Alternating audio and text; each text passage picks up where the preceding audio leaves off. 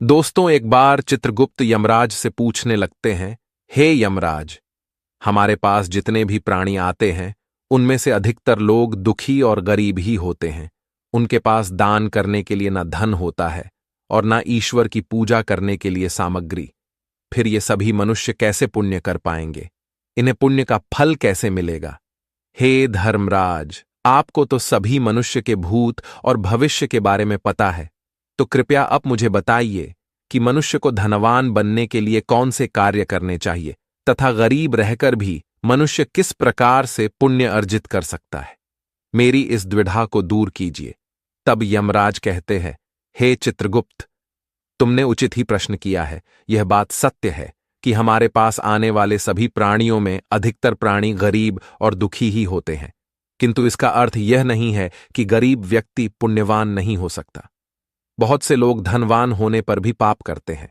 बहुत से लोगों के पास अधिक से अधिक धन होकर भी वे कंजूस होते हैं, दान नहीं करते हैं, जिस कारण से उनके पुण्य कर्म भी नष्ट हो जाते हैं। मनुष्य की दरिद्रता का कारण केवल उसके कर्म ही होते हैं। वह जिस प्रकार के कर्म करता है उसे उसी के अनुरूप कष्ट भोगने पड़ते हैं। इस विषय में एक प्राचीन इतिहास है जो आज मैं तुम्हें सुनाता हूं। तुम इसे ध्यान से जरूर सुनना। इस प्राचीन कथा के माध्यम से तुम्हें तुम्हारे सभी प्रश्नों के उत्तर मिल जाएंगे। जो भी इस कथा का श्रवण करता है, मैं उसके 32 अपराध क्षमा करता हूं। फिर चित्रगुप्त कहते हैं, हे धर्मराज, मैं इस कथा को ध्यान से पूरा अवश्य सुनूंगा। आप मुझे वह कथा सुनाइए। आपके मुख से इस कथा को सुनना मेरा सौभाग्य है। फिर यमराज कहने लगते हैं, हे वत्स, प्राचीन काल की बात है। मध्य देश में एक अत्यंत शोभायमान नगरी थी। उस नगरी में एक पापिनी नाम की वेश्या रहा करती थी। उस वेश्या के हाथों से जाने अनजाने में बहुत सारे पाप हुए थे। वह रोज वन में जाकर एक वृक्ष के नीचे खड़ी रहती थी और ग्राहक की राह देखती थी। उस मार्ग से जाने वाले पुरुष उस वेश्या पर मोहित होकर उसे धन देकर उसके साथ भोग विलास किया करते थे। इस प्रकार से उस वेश्या का ऐसा ही नित्य क्रम था। वह रोज रात को वन में जाती और मतवाले पुरुषों के साथ भोग विलास करके धन प्राप्त किया करती थी।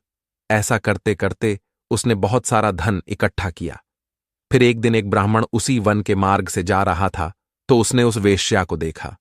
वह ब्राह्मण अत्यंत दरिद्री था। उसके पास धन कमाने का कोई साधन नहीं था। उसने जब उस वेश्या को सुवर्ण के आभूषण पहने हुए देखा तो उसे बड़ा दुख हुआ। वह सोचने लगा, मैं कितना धर्म कर्म करता हूं, मैं तो रोज ईश्वर की भक्ति करता हूं, किंतु मेरे पास तो एक कौड़ी नहीं है। किंतु इस पापचारिणी वेश्या के पास तो कितना सारा धन आ गया। पाप करने पर भी यह कितनी धनवान बन चुकी है। आज मैं इसे पूछ ही लेता हूं कि ये किस प्रकार से धनवान बनी है। फिर वह ब्राह्मण उस वेश्या के पास जाता है और उससे पूछने लगता है, हे वेश्या, तुम तो इतने पाप करती हो, फिर भी इतनी धनवान हो। इतना धन तुम्हारे पास कैसे आया? क्या कारण है कि मैं पुण्य करके भी धनवान नहीं हूं और तू पाप करके भी धनवान है? तब वह वेश्या कहती है, हे ब्राह्मण, इस धन का मुझे क्या उपयोग? अंत में मुझे नरक में ही जाना है। इसीलिए मैं जितने भी सुख हैं यहीं पर भोग रही हूं।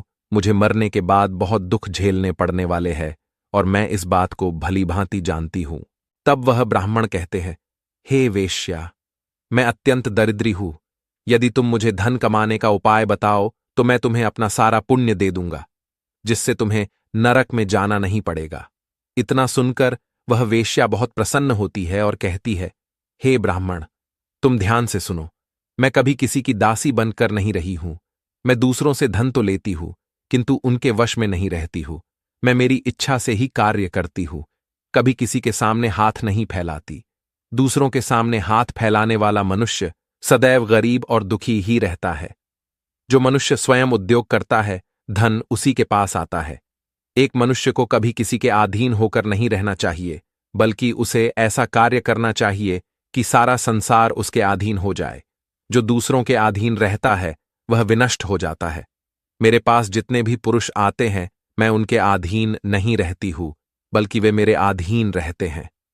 वेश्या की बात सुनकर ब्राह्मण बहुत प्रसन्न हो जाता है और उसे अपना सारा पुण्य देकर कहता है, हे वेश्या, मैं भी ऐसा ही करूंगा। फिर वह ब्राह्मण अपने गांव में जाकर अपने ज्ञान का प्रचार करने लगता है, अपने ज्ञान से लोगों को प्रसन्न करता है, जिससे अधिक से अधिक लोग उसके पास आने लगते हैं। वह दूसरों के घर पर भिक्षा मांगने नहीं जाता है, बल्कि लोग खुद चलकर उसके घर पर आकर उसे अन्न धान्य तथा धन संपत्ति भेंट करने लगते हैं, जिससे ब्राह्मण के पास भी बहुत सारा धन इकट्ठा हो जाता है। इतना सारा धन पाकर ब्राह्मण बहुत खुश होता है। वह अपने ज्ञान का पूरी तरह से दुरुपयोग करने लगता है। वह कभी दान धर्म नहीं करता है, कभी गरीबों की सहायता नहीं करता है।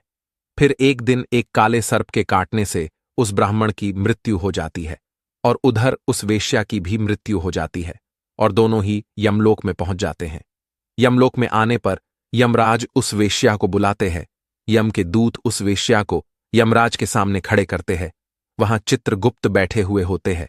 वे उस वेश्या का लेखा जोखा निकालते हैं और वेश्या को स्वर्ग भेजने को कहते हैं।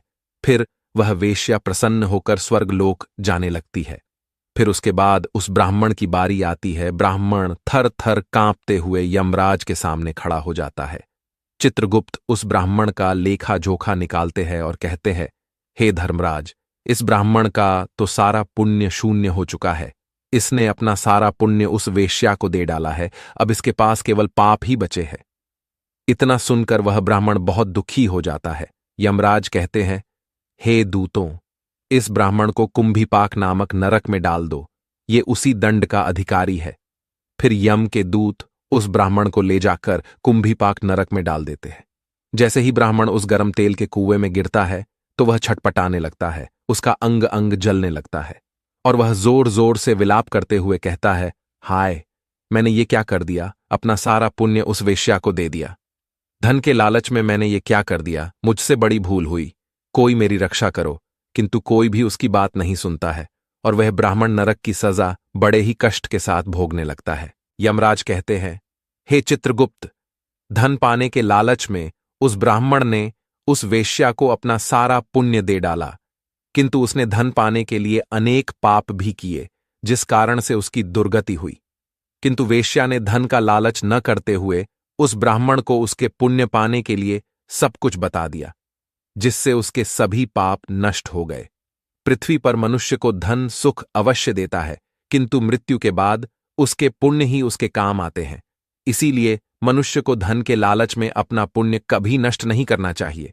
धन पाकर मनुष्य पृथ्वी लोक पर सुखी जरूर हो सकता है, किंतु उस धन को पाने के लिए उसने जो भी पाप कर्म किए हुए होते हैं, उसका दंड उसे अवश्य भोगना पड़ता है। इसीलिए मनुष्य को धन केवल न्याय के मार्ग से कमाना चाहिए। मनुष्य न्याय से धन कमाकर उसका उपभोग करे, दान करे, किंतु कभी अन्याय से धन कमाकर उपभोग न करे।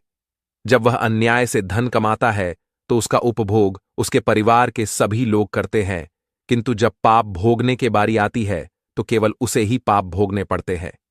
जिसने उसके धन का उपभोग किया होता है वो तो स्वर्ग में चले जाते हैं। तो दोस्तों, इस प्रकार से यमराज ने चित्रगुप्त को पाप और पुण्य का महत्वपूर्ण ज्ञान चित्रगुप्त को दिया है। उम्मीद है आपको यह जानकारी अच्छी लगी होगी। इस कहानी को पूरा सुनने के लिए आप सभी का धन्यवाद। कमेंट में जय श्री कृष्ण जरूर लिखें।